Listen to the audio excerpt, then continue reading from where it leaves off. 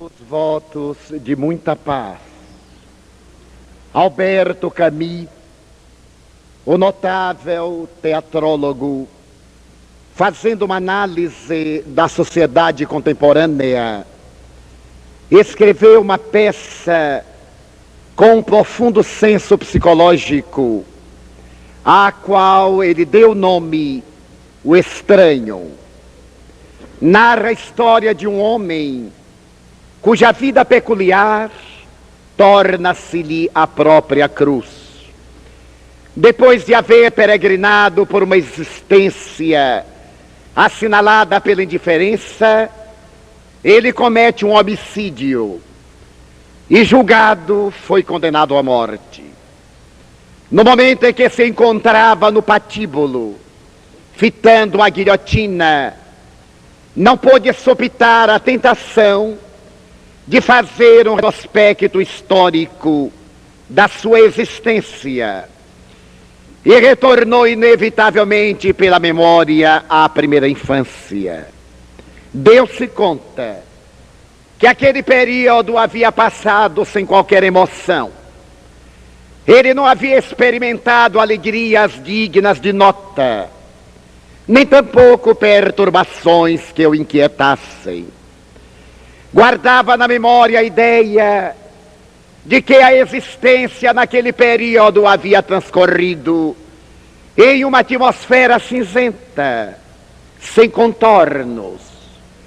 Não trazia um colorido estuante, nem apresentava emoções características do período lúdico. Prosseguiu nas evocações e chegou à adolescência. Também não havia anotado na memória esses lances que se encarregam de programar a vida adulta de uma forma feliz. Havia vivido as experiências infanto-juvenis sem grandes impactos na área da emotividade. Havia sorrido, é verdade. Havia brincado, mas tudo lhe era tão automático e tão sem sentido que ele não podia pescar, se necessário, um momento de impacto, de significação, algo de profundidade que houvesse marcado a vida juvenil. Chegava agora aos pródromos da idade da razão. Ele sim havia exercido a sexualidade, tivera as aventuras sexuais sem sentido. Aquelas sensações foram mais abrasadoras do que reais. Passaram-se a deixar vestígio na sua emotividade. Ele não se recordava de haver amado, ter encontrado alguém que lhe houvesse produzido a emoção fisiológica decorrente das descargas de adrenalina na corrente sanguínea. As pessoas desfilavam na tela da sua memória como sombras truanescas e insignificantes. Ele desejaria ter amado, mas a verdade é que a sua vida não tinha sentido nenhum. E certo dia, graças a uma condição fortuita, ele teve uma discussão e arrebatou a vida do opositor. Mas o pior disso é que mesmo durante o julgamento ele não se havia arrependido. Pelo contrário, enquanto estava sendo julgado, ele se informava: se necessário, matá-lo-ia por segunda vez. Era-me tão indiferente poupá-lo como matá-lo. A vida para aquele homem era uma vida muito estranha. E agora se recordava da memória dos pais, da família. E se dava conta que havia tido uma família. Mas era uma família inexpressiva, que também desfilava dentro de uma névoa. E agora que estava diante da guilhotina e que ia morrer, ele experimentou um frisson. E pela primeira vez a emoção chegou-lhe à alma através de lágrimas pelos olhos. Desejava viver de novo. Gostaria de repetir a experiência.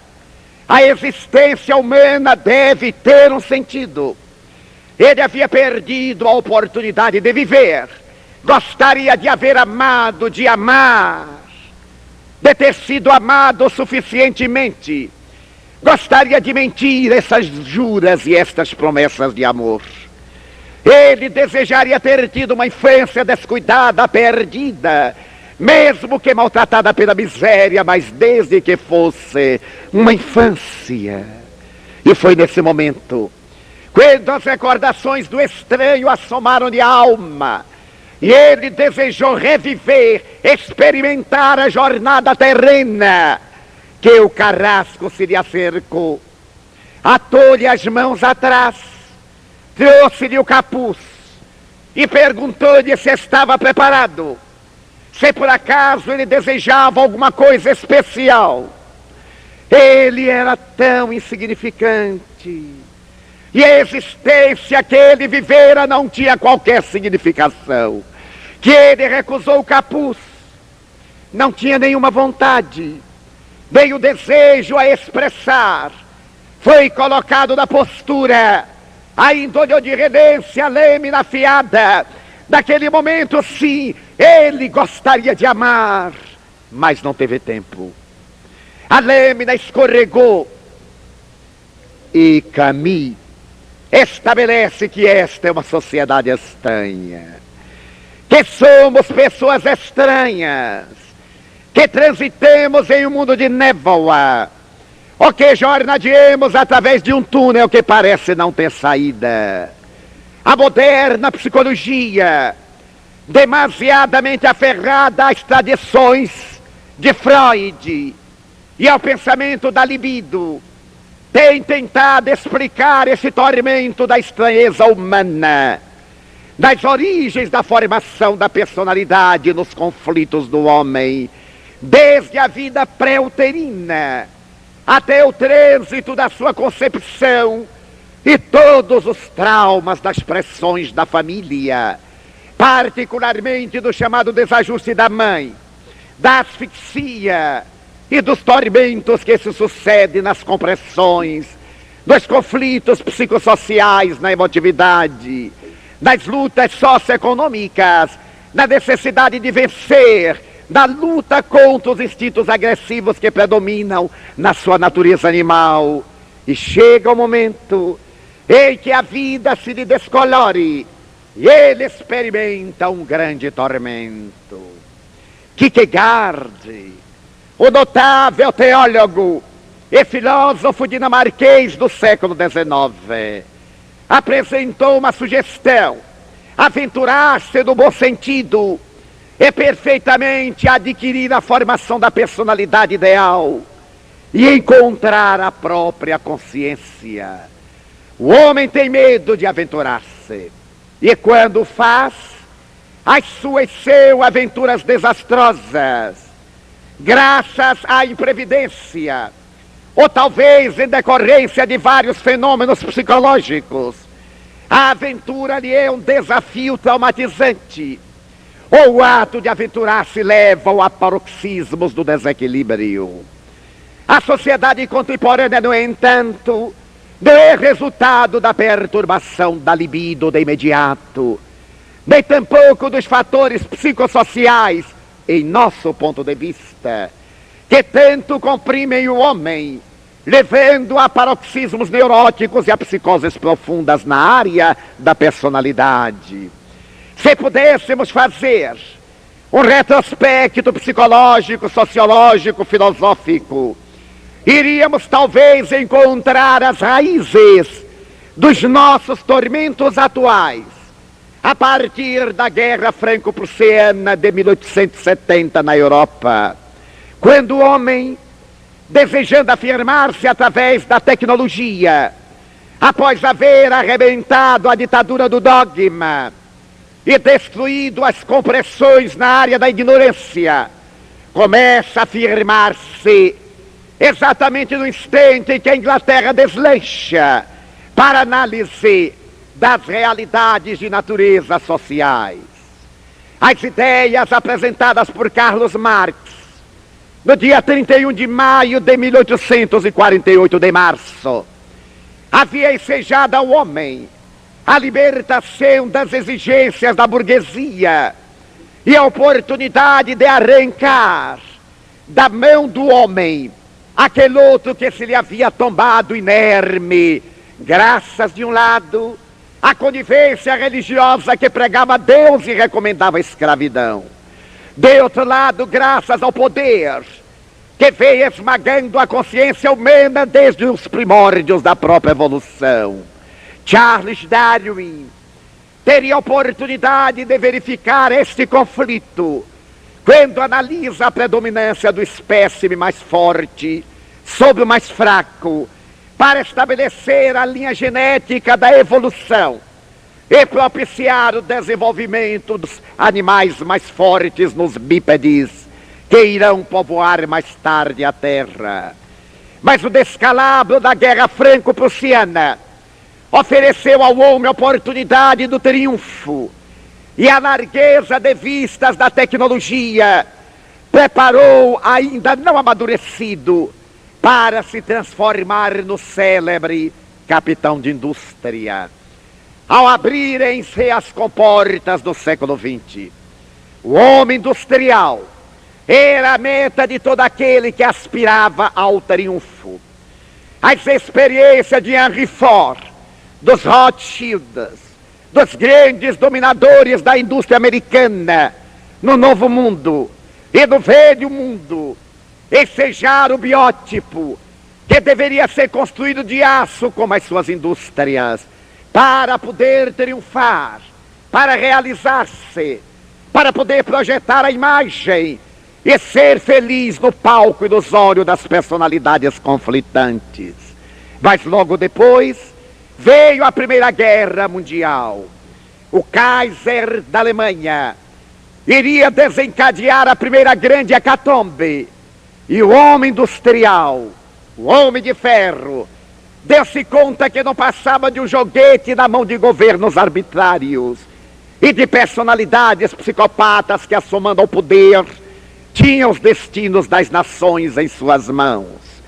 Para poder disfarçar-se do trauma, este homem industrial escravizou a mulher que, submissa, seria mais tarde imortalizada numa grande peça de Ibsen, Casa de Bonecas, da qual ela tinha a finalidade de ser bela, bem apresentada e absolutamente estúpida.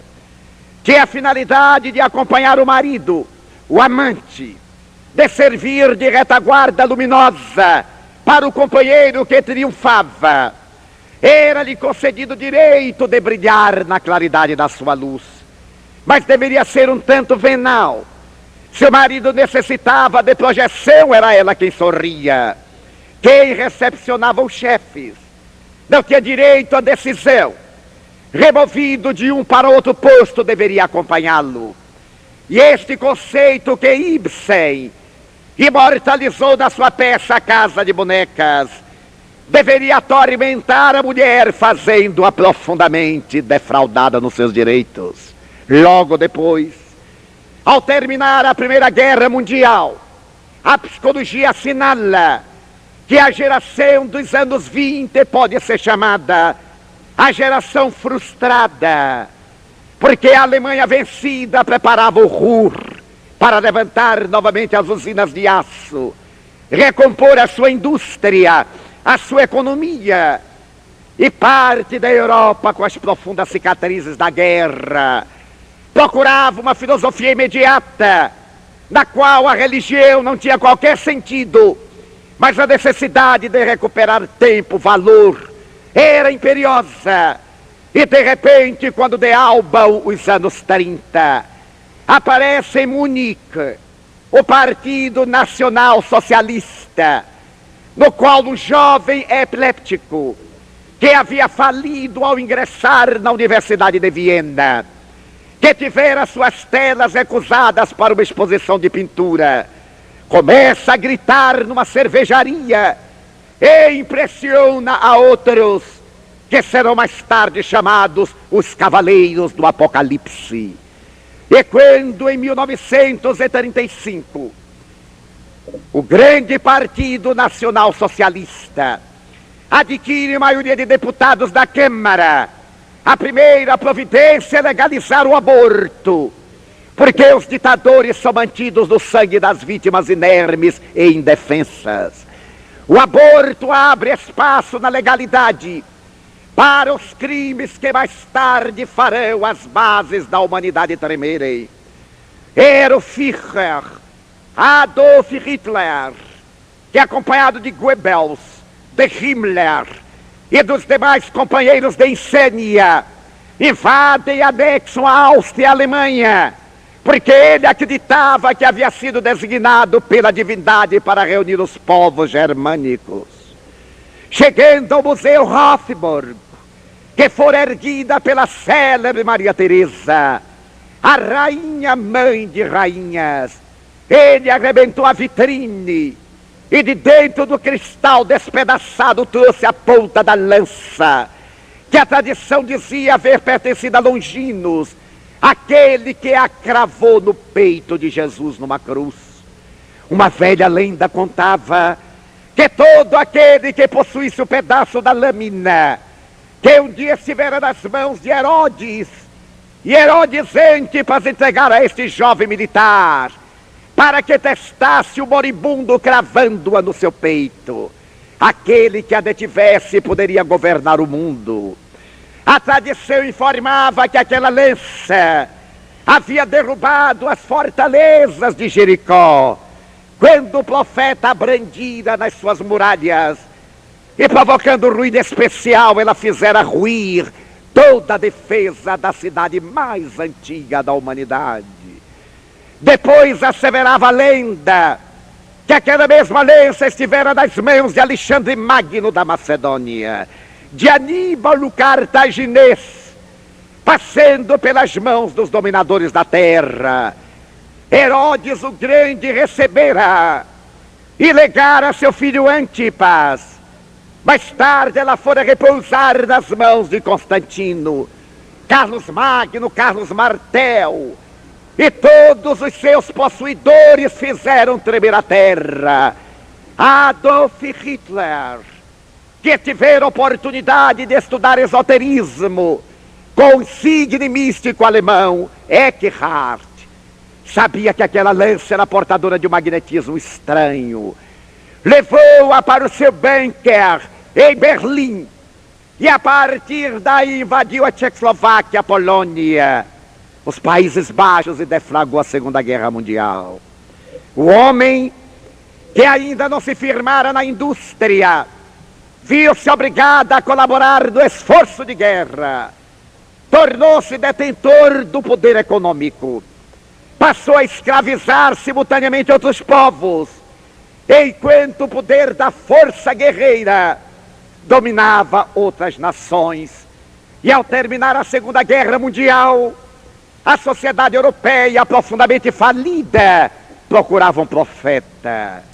E este profeta estava personificado na figura carismática de Jean-Paul Sartre, o pai da doutrina existencialista.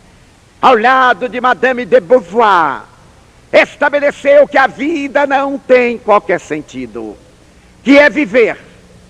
Será uma luta estoica na área ética, um trabalho desenfreado para ganhar o pão, ter um lar, e depois vem a bomba e reduz a sociedade à destruição. O existencialismo passou a iluminar a mente da consciência francesa, e os jovens se reuniam nos grandes esgotos de Paris. Elegeram a musa, a jovem cantora Juliette Greco, e estabeleceram nela a personalidade divina, a evocação da deusa do existencialismo. Os anos 50 começam assinalados pela Guerra Fria. A Guerra da Coreia, em 1949, havia desfigurado a sociedade americana, e os jovens que iam combater no paralelo 39 perguntavam: mas onde é a Coreia? Por que é que nós deveremos morrer lá? Somente porque existe uma hidra que se chama comunismo, e nós pertencemos à democracia, deveremos morrer? Será lícito morrer numa terra estranha, dar a nossa vida pelos ideais dos outros? E os jovens partiram para a Coreia, em uma guerra vergonhosa, como todas as guerras, e mais tarde retornaram vencidos pela malária, pela eclosão das drogas adictivas, exatamente quando a França foi expulsa do Líbano, e Beirute, a Paris do Oriente, começou os pródromos da guerra vergonhosa que dura até hoje. Os anos 50 foram chamados psicologicamente os anos perdidos. A mentalidade jovem não tinha motivação para viver. Quando começa a década de 60, e na universidade um jovem pensador se levanta, revoltado contra a guerra do Sudeste Asiático, e proclama os jovens a luta pelo amor. Abandonemos a guerra, façamos o amor, homenageemos a flor e a mentalidade de Berkeley, escutando a voz que chegava de Herbert Marcuse, através do professor de filosofia, abandonar os estudos, abandonar a sociedade, o contexto, e foram fazer o amor, esquecidos de que sexo não é amor, porque os cães também o fazem, mas não amam. Saíram desarvorados, negando o contexto social, para retornar às origens. E quando de alba, os anos 70, a guerra do Vietnã, venda para casa com os soldados do Camboja, os soldados vencidos, derrotados na guerra e na conduta, para matarem no Vietnã, atirando bombas de napalm, e atirando bombas de laranja amarela para destruir a vegetação. Eles se encharcavam de drogas que os seus comandantes davam, como afirma a literatura da classe. E em breve a América foi invadida pela peste da toxicomania, e irradiou para o mundo a decadência da juventude assinalada no filme, que bem caracteriza a derrocada da mente moça chamada Sem Destino, em que o jovem numa motocicleta sai pelo mundo sem destino. Ele poderia ter voltado do Nepal, ou poderia ter retornado do Tibete. Ele desejava usar drogas e usou-as. Ainda podia ouvir as vozes abafadas dos Beatles, que se haviam esfacelado, porque nos anos 60, para sobreviver, elegeram novos mitos. A psicologia moderna diz que é necessário matar os mitos, matar Branca de Neve e os 7 anões, matar a princesa adormecida e o jovem que a desperta com um beijo. É necessário matar as histórias da carochinha e fomenta outros mitos. A humanidade não pode viver sem mitos. Quando o homem perde o mito, perde a sua identidade, diria Jung. E aqueles mitos dos anos 60 chamaram-se 4 rapazes de Liverpool, que começaram a cantar sorridentes com cabelos longos para se vingarem da hipocrisia vitoriana, e se tornaram importantes na terra. Quando John Lennon afirmou uma cadeia de televisão: eu sou mais conhecido do que Jesus Cristo, os puritanos hipócritas das religiões se aborreceram, porque a verdade sempre magoa os mentirosos. Ele era mais conhecido do que Jesus Cristo, é verdade. Ele havia vendido mais discos do que Bíblias no mundo. Era, portanto, mais conhecido do que Jesus Cristo. Era uma necessidade de afirmação. 4 rapazes que procuraram tudo para se afirmar, que parecem haver passado pelas drogas, mas sendo idealistas, procuraram Maharishi Mahesh, o homem da flor, de sorriso jovial, que cobrava $50 por uma hora de meditação. E foram à Índia, acompanhados de atores e atrizes cinematográficas. O homem que pregava o vegetarianismo como forma de depuração e comia carne escondido dos seus convidados no seu palácio. Que pregava a castidade. E Mia Farrow, a que fez o célebre bebê de Rosemary, apaixonada pela meditação transcendental, teve que se trancar no quarto porque ele foi perturbá-la sexualmente. E os jovens da nova idade voltaram decepcionados dos adultos. É essa a virtude. São estes os valores. Então irromperam no desespero. Exatamente no instante em que Elvis Presley, depois de abalar o mundo, para poder manter a imagem, começou a usar as drogas exageradamente. Deformou a própria imagem. E segundo os vários autores que se dizem bem informados, teria morrido de uma overdose, de um suicídio e agora de uma hipótese de ter sido assassinado. São os mitos. Eu me recordo de um deles, Jimi Hendrix, o jovem cantor de rock and roll, que depois de uma apresentação no Metropolitan Opera House, deixa-se dominar por uma overdose. Eram vidas breves como de ilusões. Também me recordo de Mary Quant, acabando com a hipocrisia social e subindo a saia das mulheres. Recordo-me de que nesse período revolucionário tão demarcador da mentalidade psicológica contemporânea, apareceu Joan Baez, com a sua suave música de protesto, sobrevivendo ao caos, e como herança desses anos 60, 70, irrompem os anos 80, que poderiam ser chamados os anos sem sentido.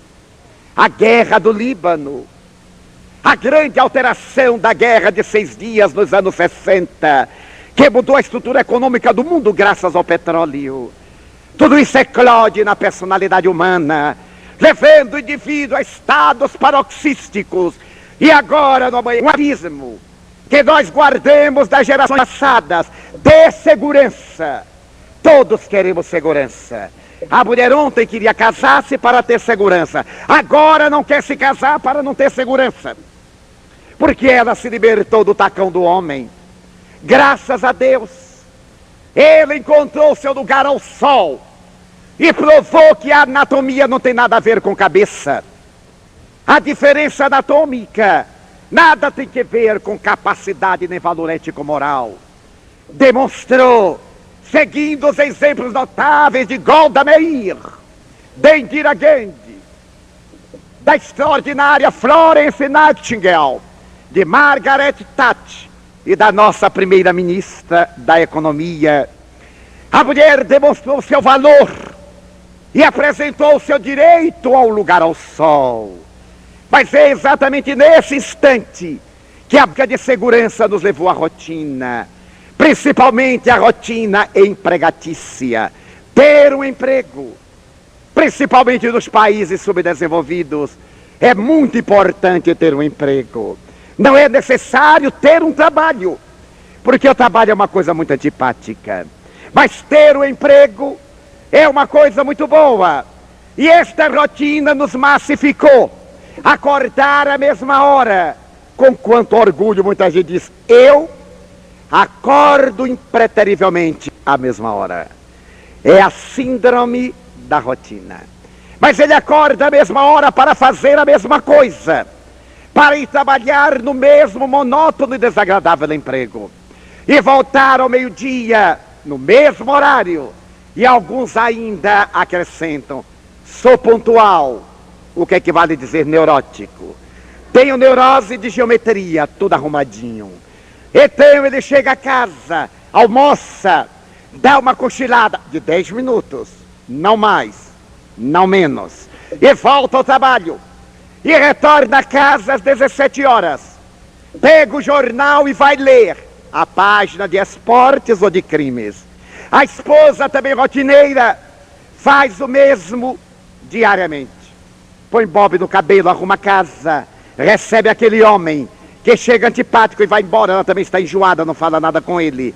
Mas quando ele chega de noite, ela está penteada, bonita, na televisão vendo o seu Pantanal.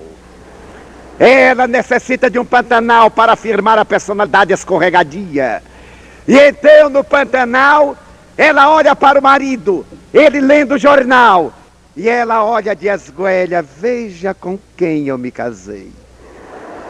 Balança a cabeça e vê o artista pantanoso. Extraordinário. Ela fecha os olhos e sonha. Já não dá para ser atriz de novela porque está um tanto passada. Mas ela pode sonhar e vai deitar de mal com o marido. E se ele por acaso está num daqueles dias que está um tanto romântico, um romance rançoso guardado em papel celofane, ela lhe faz a caridade de dar um sorriso. Mas não é a ele, é ao artista de Pantanal.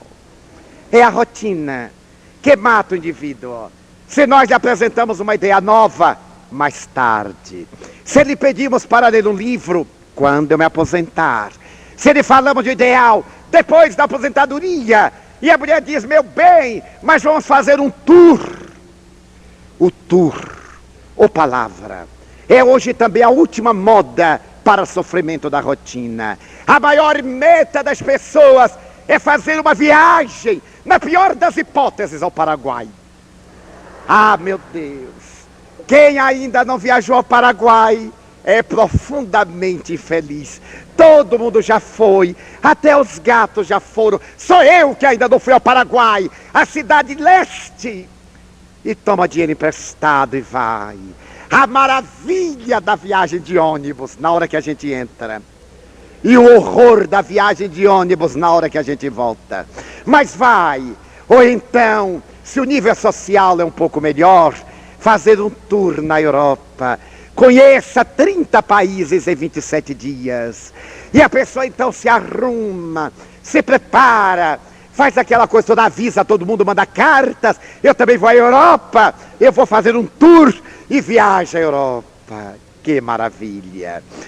Que coisa notável, o grupo. Todos estranhos que se detestam fraternalmente, mas que tem que conviver naquele malfadado 27 dias.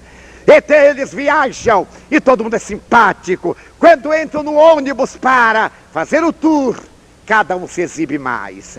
Diz que na sua cidade, afinal, fala dos seus valores, das propriedades que tem, das suas hortas, dos legumes que manda para a Ceasa, das vacas de leite, tudo isso. Se é mineiro, dos queijos frescos. E aí o outro fica com inveja, mas não fica por baixo. Se é nordestino, fala da carne seca de Natal. É aquela disputa e corre. Ai, a primeira semana é notável, mas a segunda já não é tanto, porque a pessoa já está com dor de coluna, porque o guia com uma voz monótona, ele faz aquilo há 30 anos, ele sorri para ganhar uma boa gorjeta, pega o microfone, pigarreia e diz atenção, atenção, e as vítimas do tour parecem rolinhas assustadas, aves canoras, todo mundo para e sorri, e ele diz, ali está Notre Dame. A gente olha, à direita está o Palácio da Justiça, à esquerda Tuileries, à direita o Sena, à esquerda Versailles, à direita, e a gente vai, e quando volta usa colete para aguentar o pescoço. Mas é uma maravilha o tour. A segunda semana, de tanto entrar no hotel, fecha a mala, arruma a mala, da tarde, acorda cedo, a gente já não ouve tanto, já dá umas boas cochiladas no ônibus. Na terceira semana já está irritado, louco para voltar, e ainda faltam 32 cidades de 15 países restantes. A gente já se arrependeu de tanto país de uma vez, mas vai e consegue sobreviver ao tour. Não dá resposta, mas agora vem a fase importante do tour. Oferecer fotografias para as pobres vítimas que não viajaram ver. Não pode haver nada mais horrível do que ver fotografia da viagem que outro fez.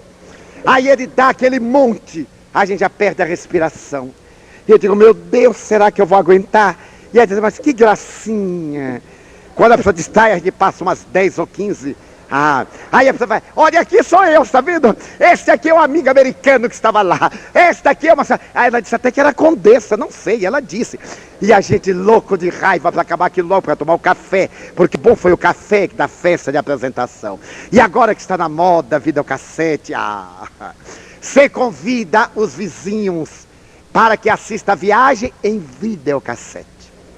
E não há cristão que aguente uma sessão de 2 horas de videocassete. Porque também quem viajou não viu nada. A vida dele foi com o olho no videocassete, não viu nada. Gravando, ele vai ver agora. Então ele senta e a esposa nervosa diz, olha você no Museu do Louvre. Já passou, já passou. Que coisa. E a gente aproveita e cochila. Cochila quando é do fim. Aí diz assim, mas que beleza de viagem, né? Eu ainda não fui porque não quis. Eu acho muito cansador. Se ele tivesse lido Kierkegaard, ele saberia que aventurar-se de uma forma positiva é uma maneira de encontrar a consciência de si mesmo. Mas quando nós não caímos na rotina, nós caímos naquilo que Henry Miller escreveu em uma outra peça de teatro que ficou muito célebre, A Morte do Caixeiro Viajante. A história de Will Luhmann, aquele homem que desejava triunfar, que entrou numa firma e disse, eu serei presidente. E começou a lutar, não tinha tempo para comer, nem para dormir, nem para viver, nem para casar, mas casou, teve um filho, trabalhou, ganhou dinheiro, progrediu, e quando ia ser presidente, a diretoria lhe disse, Luhmann, está na hora de você tirar férias, férias longas. Você já tem um bom patrimônio, sim, mas eu desejo a presidência que está vaga. Luhmann, você agora deve aposentar-se. Mas eu estou jovem, eu tenho 50 anos. Lógico, é muito jovem. Mas se compare com um rapaz de 20, mas ele não tem minha garra, nem você tem a força dele. Não é por nada. Você compreende, Luhmann? Você entende? Nós já estamos um pouco superados, porque todo aquele que vai correndo na frente esquece de quem está correndo atrás dele. E na medida em que ele toma o lugar de alguém, outro vai tomar o lugar dele. É a vida inexorável da ansiedade. E Luhmann suicida-se, porque ele não atingiu a meta máxima. Ele havia derrubado uns e outros, havia ganho e ganho, mas não se ganhou a si mesmo. E perdendo a paz, perdeu a consciência individual. Então a ansiedade está dizimando as criaturas. Somos pessoas eminentemente ansiosas. Estamos sempre vivendo a hora do almoço que vai chegar. E quando sentamos à mesa, tomara que o lanche seja diferente. E quando chegar a hora do lanche, ai meu Deus, hoje é domingo, eu assisti o programa tal. Ai, mas como está monótono, muda o canal. Eu tenho um amigo que assiste 4 canais nos intervalos. Deus lhe deu o controle remoto. Ele tá. E ele diz, Divaldo, eu estou aguardando a televisão japonesa que bota 2 quadrinhos e a gente vê 3 canais de uma vez. A ansiedade. E a ansiedade nos está destruindo, não fruímos de nada. Se vamos a um teatro, me dizia uma dama muito elegante, esteve aqui uma companhia de balé notável, e ela me disse, você vai, Divaldo? Eu digo, minha filha, meu balé é dando passo em pobre, doente, meu balé é subir o morro e descer o morro, eu ando com as pernas de varizes, de tanto bailar. Ela disse, eu vou, detesto balé. Mas é o único dia que a gente tem para exibir vestido novo. Você já imaginou aqui em Brasília? Então eu mandei fazer um vestido no Rio. Eu vou desfilar. Para mim a hora mais importante do balé é o intervalo. Porque aí eu saio, eu fico ansiosa para chegar ao intervalo. A ansiedade nos está devorando. Mas quem não fica ansioso, fica solitário. É o terceiro karma, chamado karma de solidão. Porque nós nos isolamos e dizemos que os outros é que nos não amam. As pessoas que nos não dão atenção. Porque nós já fomos rotineiros, já tivemos ansiedade. Agora cansemos, ficamos armados. Contra tudo e todos, a vítima do destino. É lindo ser infeliz. Mas é tão maravilhoso ser infeliz. Quando nós perguntamos à pessoa infeliz, como vai? Mal. Então a gente vê como a pessoa está alegre de ir mal. Como é maravilhoso. E aí faz a sua solidão. Pessoas casadas, solitárias.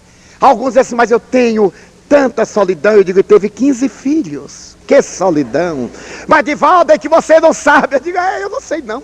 Sou solteira há 300 anos e não sei. Agora você já teve o terceiro casamento. Solidão, meu filho. Solidão. Então a solidão está na moda. E realmente, as criaturas são solitárias. Nada mais terrível do que nos movimentarmos numa sociedade de 5 bilhões e 200 milhões de pessoas a sós. Porque todos temos apenas queixas. E ninguém tem paciência de ouvir queixas.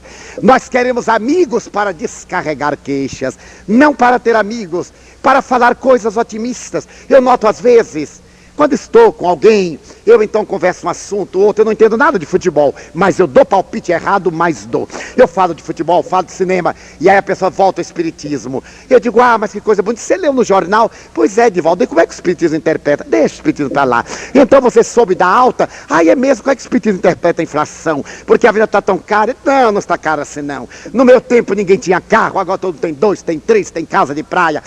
Mas é duro. Eu digo, no meu tempo também era duro e a gente andava era a pé. Mas que coisa, sim, Divaldo, mas você viu a desgraça que apareceu no Oriente? Qual? A guerra do Iraque. Meu filho, deixa para os iraquianos, ora esta. Mas vai ser a terceira guerra mundial. Deixa para lá que o Brasil não vai nessa. Está marcado que vai ser a pátria do Cruzeiro, e vai ser o coração do mundo, e isso não vai ser daqui a 3 nem 4 mil anos, então não vai acabar tão cedo. Pode esperar. A solidão. Porque o indivíduo se encastela na sua infelicidade. Eu digo, saia de você. Ame. Se a outra pessoa não responder, problema dele. Se ninguém lhe amar, azar das pessoas que não lhe amam. O notável psicólogo americano, Leo Buscaglia, diz, quando nós chegamos à América, nós que vimos da Itália, fomos rechaçados por preconceito racial. Então nossa família ítalo-americana era colocada à margem. Hoje eu digo, que pena para eles. Que amigos notáveis eles perderam. Porque como bons italianos nós éramos uma família formidável. Passávamos uma fome, mas não dava ousadia o vizinho saber. Cantávamos ópera. De acordo com o grau de fome, cantávamos o tipo de ópera. Porque papai era regente do Scala de Milão, mamãe havia sido cantora. Eu fui Madame Butterfly, fui o barbeiro de Sevilha. De acordo com a idade e o tom de voz, eu aprendi várias óperas. E mamãe era uma sábia. Nós nunca pegamos sarampo, catapora, papeira, porque mamãe tinha uma fórmula infalível. Quando chegava a época, ela amarrava um lenço com uma substância em nosso pescoço, e nós escapamos de todas as doenças infantis. Só mais tarde é que eu descobri a sabedoria de mamãe. Ela pisava alho e botava em nosso pescoço.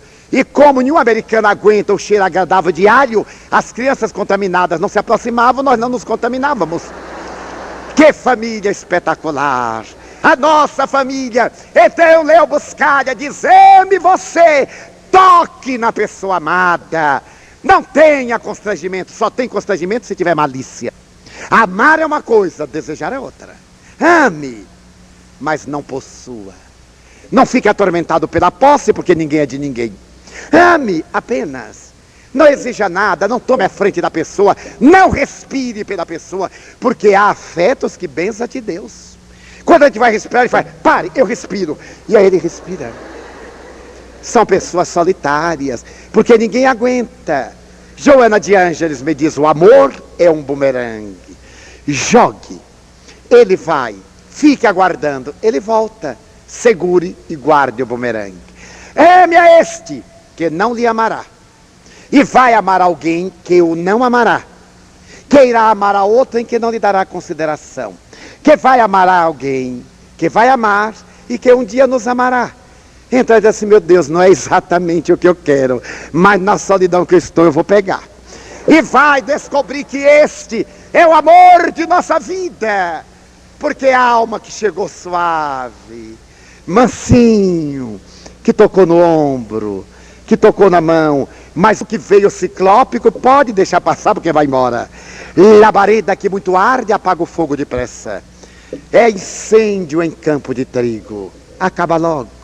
Eteu, a solidão, é o terceiro drama que nos leva à depressão. Então nós nos entregamos, quando não é uma depressão psicogênica, nós nos entregamos ao pessimismo. Tomara que eu morra. Não morre. Tomara que a vida se acabe. Não acaba. A depressão tem raízes de profundidade na área fisiológica e na área psicológica, mas na grande maioria do egoísmo da criatura humana. Já que o mundo não é como eu quero, eu vou fazer o meu mundo e vou viver nele maravilhosamente feliz. Primeiro, o depressivo se realiza porque todo mundo tem peninha dele. Ele diz assim, coitadinho, mas ele está com depressão. Aí a pessoa diz assim, é verdade. Bem feliz de ser deprimido. Quando me aparece um deprimido, eu digo, se é uma senhora, varra a casa. Mas já é varrida, eu digo, revarra. Mude os móveis do lugar. Desmonte a cama. Remonte, sue. Transpire. De noite, depois de um dia de desarrumar todos os móveis, todas as gavetas, todos os armários, lavar a roupa, passar ferro, você joga na cama. Não precisa de medicamento nenhum. Porque cansaço vence qualquer depressão. Agora fica o dia inteiro deitado, cochila, modorra. Quando chega a noite, os olhos estão 2 lamparinas acesas. Trabalhe. Quando um deprimido chega para mim, eu pergunto com toda a ternura, em sua casinha tem jardim? Tem, eu digo, plante milho e feijão para colher daqui a 3 meses. Plante couve, plante alface. E se plantar rosa? Não. São Francisco de Assis amava as rosas, mas não deixava Clara plantar. Um dia ele chegou e viu o roseiral de Santa Clara, e ela disse, plantei para ti, meu pai, e desperdiçaste tempo. Por que não plantaste couve para os que têm fome? Por que não plantaste alface para os que padecem miséria? Por que não plantaste batata para a sopa refrescante? E não lhe desse assistência, fazendo que as rosas do amor de Deus se transformassem em pão dos miseráveis da terra. Então, meu bem, trabalhe o jardim, cave o chão, faça força, corra de um lado para outro. Naturalmente há outros quadros de depressão que merecem um tratamento especial, é lógico, mas a grande depressão social, em que os deprimidos, quando se encontram, eu vi um encontro de deprimidos, achei lindo. Um dizia para o outro, que hora você levanta? Eu não levanto. Ah, nem eu também. Você sente enjoo de manhã? Sim. Ah, eu também. E aí foi aquela disputa, graças a Deus, no fim empatou. Eram 2 deprimidos. E agora, irmão Divaldo, o que é que nós fazemos? Levantem da cama às 7 e tentem agora viver o resto. Estes 4 inimigos do homem, a rotina, a ansiedade, a solidão, a depressão, estão destruindo a sociedade. Quando Jesus disse, meus discípulos serão conhecidos por muito amarem. E a doutrina espírita, confortando a essas almas, trouxe a certeza de que a vida é dinâmica. Trabalho, disse Allan Kardec, solidariedade, tolerância, fora da caridade não há salvação. O Espiritismo deu-nos vida, e vida em abundância. Matou a morte, o pior inimigo da depressão. Matou a solidão, porque nos tornou elementos úteis à sociedade. Certo dia, quando eu era muito jovem, uma tristeza profunda me invadiu a alma, e eu experimentei o que a teologia diz, tristeza de morte que verte sangue de dor. E na hora em que eu me embrulhei da tristeza, e disse, meu Deus, que onda de melancolia.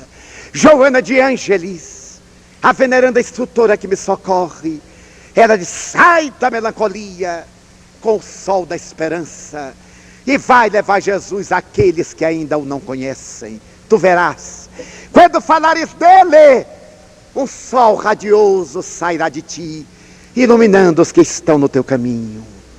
Nunca te esqueças, tristeza é inimigo da alma. Dúvida é nuvem que empana a claridade da luz. Nunca mais eu permiti à senhora melancolia o atrevimento de conversar comigo por mais de 10 minutos. Ela chega e faz, olá, eu digo, Deus te acompanhe. É a primeira resposta. Porque não há tempo para perdermos no egoísmo, no egocentrismo que deveria ter ficado na infância. É hora de sair para amar. Nunca houve tanta necessidade de amor na terra como agora. Ainda mais quando sabemos que ninguém morre, que a morte é vida. Quando temos a certeza que além da sepultura esperam-nos as almas queridas. Eu conheci aqui, no estado de Minas Gerais, um apóstolo da mediunidade. Aliás, muito esquecido, como é comum. Chamava-se Antônio Loreto Flores. Trabalhava em Belo Horizonte. Conheci-o no ano de 1956, canceroso. Sentei-me ao seu lado antes da conferência. Ele pegou minha mão e colocou na sua perna esquerda, espalmada a mão. Eu disse: Flores, você está tão gelado. Problema circulatório. Levou minha mão ao outro lado, estava ardente. Eu disse: Flores, está febril. Ele disse: esquisitices da minha mediunidade.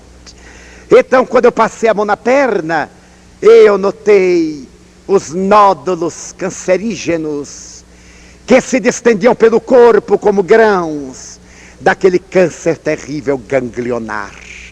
Então ele movimentou a cabeça e eu lhe pude contar os gânglios do pescoço, entumecidos, abertos em ferida, que ele disfarçava enquanto atendia receituário de pessoas doentes de gripe, de pequeninas dores, e ele com metástase ganglionar de uma neoplasia maligna, fazendo a caridade. Eu então sorri, lhe segurei a perna e disse: que fenômeno! Mas o fenômeno mais bonito é você com o corpo entumecido cantando Jesus. Ele me olhou e disse: então fale hoje para mim. E eu falei de Jesus. Falei deste homem que depois de 2000 anos nos sensibiliza.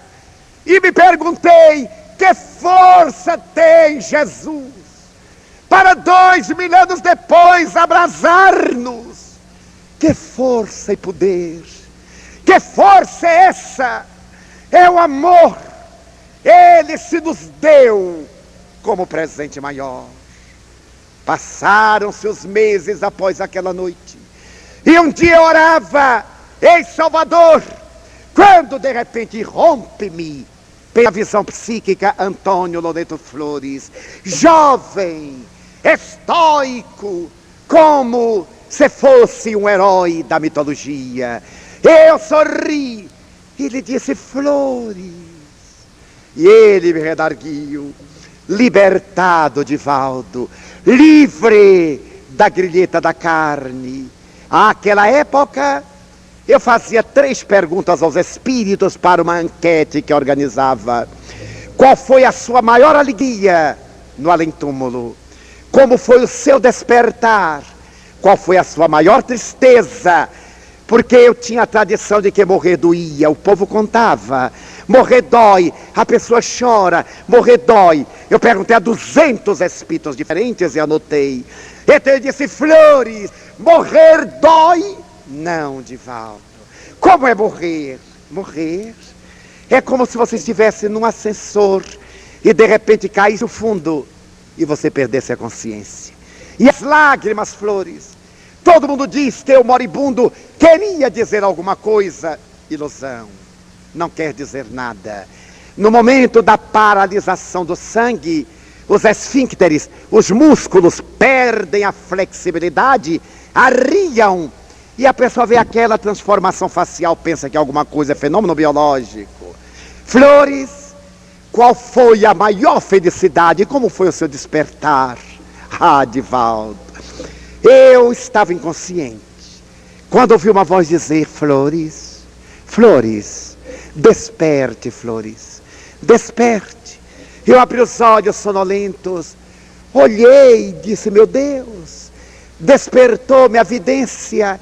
Eu estou vendo o doutor Bezerra, eu estou vendo o Senhor. Está, Flores. Meu Deus, mas o Senhor está desencarnado. Você também, Flores. E eu quase morri do susto. Ah, Divaldo, morrer é bom. E eu perguntei a doutor Bezerra: como foi que o senhor despertou? E depois de muitas considerações, ouvi uma voz melodiosa dizendo: Bezerra, está na hora de acordar. Quando eu olhei, era o rosto iluminado de Celina, a mensageira de Maria Santíssima à Terra. Peguei-lhe a mão e disse: minha filha, venha, paizinho, você já está no reino do Senhor. Acabaram-se as dores. Jerônimo Mendonça, que ficou paralisado, que apenas movia a boca, e alguém disse que era o gigante deitado, apareceu-me andando, e eu disse: Jerônimo, você já anda? O gigante está de pé. Divaldo, vê da vida com novos olhos. Havia recuperado a visão, andando, abraçou-me. Ele que me costumava dizer: entre nós dois, eu sou mais amado pela multidão, porque quando vou às suas conferências, você fala, e eu saio carregado pelo povo. Na cama de paralítico, pode haver maior poesia, maior magia. Alguém dirá mito, e Rambo não é mito, e He-Man não é mito, e Shiva. E agora, todas estas mensagens televisivas e teatrais não são mitos. Jesus é vida e é real. E a doutrina espírita veio prová-lo cientificamente com o bisturi da mediunidade, dizendo que nós viveremos e que a nossa vida será conforme a vivermos aqui. Vivamos-la com otimismo, espalhemos luz, recordemos-nos de Platão, na célebre imagem da caverna. Saiamos deste mundo de sombras, de projeções psicológicas. Saiamos da caverna, do túnel, ao sol da era nova. O Espiritismo é a ciência que estuda a origem, a natureza, o destino dos espíritos e as relações que existem entre o mundo corporal e o mundo material, espiritual. As suas bases centrais são a crença em Deus, na imortalidade da alma, na comunicabilidade do espírito que prova a imortalidade, na reencarnação que nos dá a excelente demonstração da justiça divina, na pluralidade dos mundos habitados que nos fala da grandeza de Deus, na ação da caridade, na vivência do Evangelho em espírito e verdade, como Jesus e os seus primeiros apóstolos viveram. Com estas bases, a rotina se esfacela, a ansiedade se acalma, o medo, a solidão cedem lugar e a depressão voa, porque seremos argonautas de uma nova era.